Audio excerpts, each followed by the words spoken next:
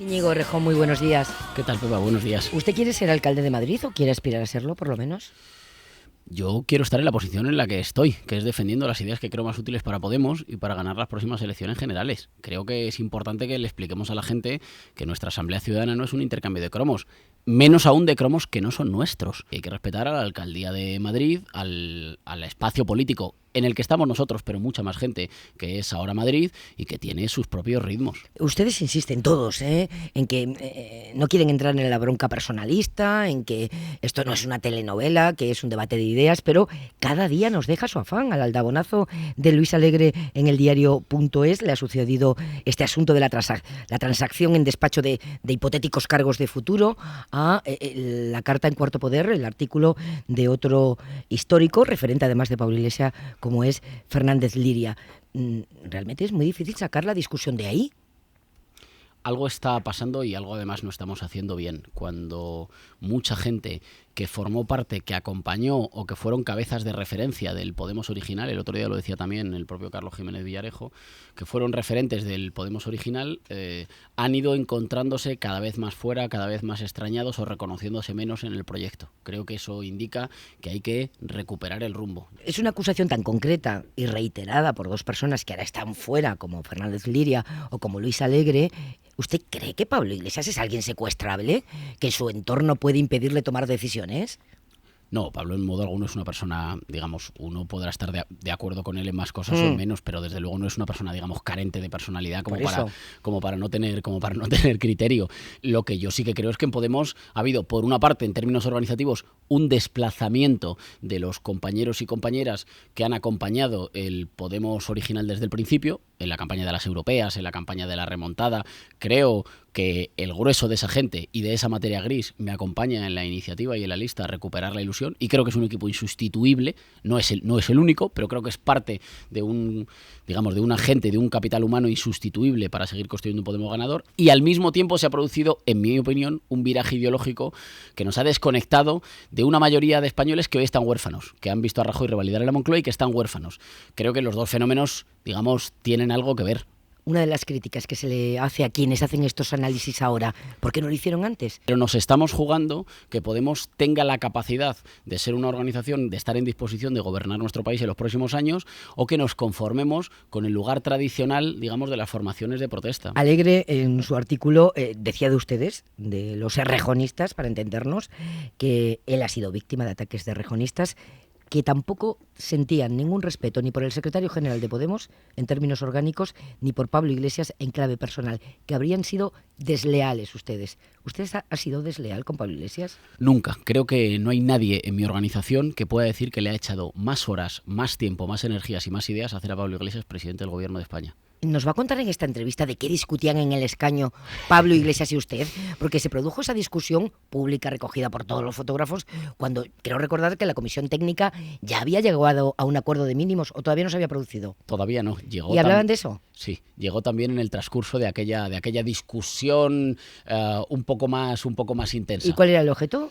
Bueno, entenderás que hay una parte de la discusión que tengo con una persona que es mi amigo y mi secretario general que me guardo, pero estábamos discutiendo también estábamos hablando de aquello, y tengo que decir... ¿Aquello qué es?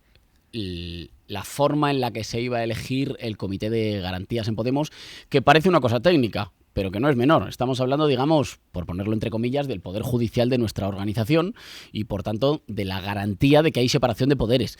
Nosotros llegamos a un acuerdo que para mí no es todo lo que nosotros queríamos, pero que es bastante satisfactorio. Tendremos que, con el voto de la gente, ampliar el nivel de independencia y garantías que tenga, valga la redundancia, la comisión de garantías. Y llegamos a un acuerdo. Digamos, más allá de las imágenes un poquito acaloradas, lo importante es que llegamos a un acuerdo. Usted presenta una lista completa a la dirección. Si pierde, la lista ganadora puede componer la dirección que crea oportuno.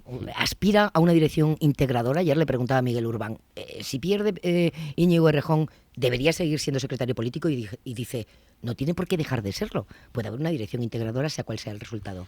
Yo asumo que por presentar las ideas que estoy defendiendo, podría dejar de ser secretario político seguramente portavoz del grupo parlamentario. ¿El equipo de Pablo Iglesias ha planteado Vista Alegre 2 para erradicar o exterminar, como dice algún dirigente, el errejonismo? o laminar. Yo creo que no digo ninguna noticia nueva si expreso que creo que a una buena parte del entorno de Pablo no le gusta particularmente o no me quieren las posiciones de relevancia que tengo ahora. ¿Y por qué? No lo sé, supongo que hay una mezcla de discrepancias ideológicas que son legítimas y una mezcla de que me imagino que hay gente que cree que puede hacer mejor las tareas que estoy desempeñando yo. Si gana Pablo Iglesias con sus documentos y su lista para el Consejo Ciudadano, ¿usted ve más difícil ganar algún día las elecciones? Si no corregimos una parte del rumbo, que yo creo que nos ha dirigido más a hablarle solo a los convencidos que a seguirle hablando a millones de españoles. No le pregunto si no corrigen el rumbo, le pregunto si gana Pablo Iglesias con sus documentos y con su lista. Creo que el problema no es Pablo, porque yo a Pablo le he visto interpretar, dirigir y capitanear la misma estrategia de la transversalidad y de la vocación de mayorías que yo defiendo e interpretarla mejor que yo mismo. Entonces el problema ahí obviamente no es Pablo, por eso yo pido el voto. Entorno. Por eso yo pido el voto para Pablo como secretario general. ¿Es su lista? Yo creo que se ha producido... Si yo creyera que esa lista es la mejor, iría en ella y seguramente iría en un puesto muy cómodo. Pero es que creo que no nos podemos permitir perder a una parte del equipo que ha puesto en lo fundamental la materia gris que nos ha permitido llegar hasta aquí, que es el que en gran medida me acompaña en la lista Recuperar la Ilusión y esas ideas. Si gana la lista de Pablo Iglesias, ¿tiene más difícil ganar las elecciones en España? Yo creo que si se imponen las tesis que están defendiendo los compañeros que acompañan a Pablo Iglesias, es más difícil sacar a Rajoy de la Moncloa, es más difícil la transformación en el sistema político español. ¿El CIS le está dando la razón a usted en lo que dice con ese estancamiento de Podemos y esa recuperación de punto y medio del PSOE en el peor momento de su historia? Porque están sin líder todavía, y tras haber hecho presidente con su abstención a Rajoy. Me temo que el CIS no nos permite ser halagüeños y me temo, y me gustaría que no fuera así, que da la razón a algunas de las cosas que estamos diciendo en Recuperar la Ilusión. Es verdad que Podemos no baja, pero es verdad que el PSOE recorta estoy citando de memoria, 1,6 puntos en un momento que se me ocurre un momento menos difícil para el Partido Socialista. Quiero decir, un Partido Socialista no solo por lo de la gestora, es el Partido Socialista de la abstención a Rajoy, de la aprobación de los presupuestos de Montoro con los 5.500 millones de recortes. Usted es el jefe del grupo parlamentario. El jefe del grupo parlamentario es alguien que tiene mucho poder, ha tenido autonomía para hacer una tarea parlamentaria más vistosa y desde luego más útil para los ciudadanos. Cuando le decía ha tenido autonomía, ha hecho un gesto. No, porque yo me debo a mi dirección política, de la que soy parte, y firmo las decisiones de mi dirección política. Pero por encima de usted solo estaba Pablo Iglesias. Y la dirección política, por encima del grupo parlamentario de Podemos está la dirección política de Podemos. Hemos decidido, digamos, pero esto creo que ahí no hemos sido particularmente innovadores, que por encima de la decisión del grupo parlamentario hay una estrategia política central. Y esa estrategia política hasta ahora no habíamos tenido tiempo a pensar porque prácticamente nacimos corriendo, no habíamos tenido tiempo para ponernos a pensar cómo tenía que ser nuestro comportamiento en las instituciones una vez que Rajoy ha revalidado la Moncloa, pero que yo no creo, seguramente esta es una diferencia de análisis, que al revalidar Rajoy se haya cerrado la posibilidad del cambio político en España. Creo que es un gobierno débil. Si alguien quiere una manifestación de que es un gobierno débil, nos tiene recurrido ante el Constitucional hasta 5 o 6 iniciativas que hemos llevado en el Parlamento. Es un gobierno atrincherado al que se le pueden y se le deben arrancar victorias desde ya, pero para eso hace falta tomar la iniciativa. Que Trump incumpla la ley en materia migratoria es grave. Que la incumpla Artur Mas o Carles Puigdemont en materia de soberanía española, no. Es que creo que en el caso de Cataluña, que los catalanes se han consultado sobre su futuro no le resta ni un derecho a nadie. La diferencia entre políticas que expanden la democracia y políticas que la restringen es que las que la restringen quitan derechos. Que los catalanes sean consultados, que es una cosa con la que está de acuerdo el 80% de los catalanes, sean o no sean independentistas, porque me parece importante situar el debate ahí. No estamos hablando de independencia sí o no, estamos hablando de si los catalanes tienen derecho a decidir qué encaje tienen con el resto de España, por ejemplo, como lo decidieron los escoceses sin que hubiera ningún trauma. Y nosotros siempre lo hemos manifestado.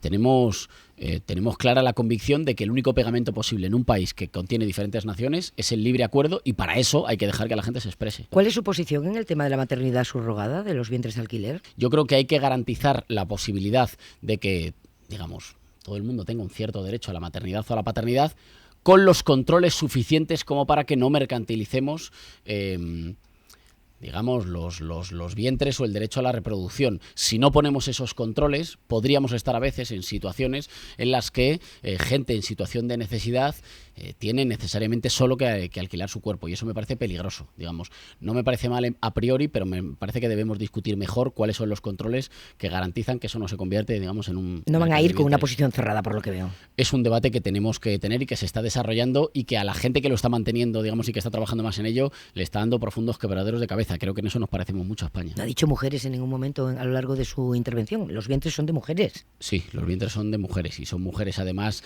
las que acumulan las mayores tasas de pobreza, de exclusión social, y por tanto las que se pueden ver en más forzadas a situaciones de tener que alquilar vientres. Íñigo Errejón, gracias. Y lo que le dije la semana pasada, suerte. Muchas gracias. Buenos días. Buenos días.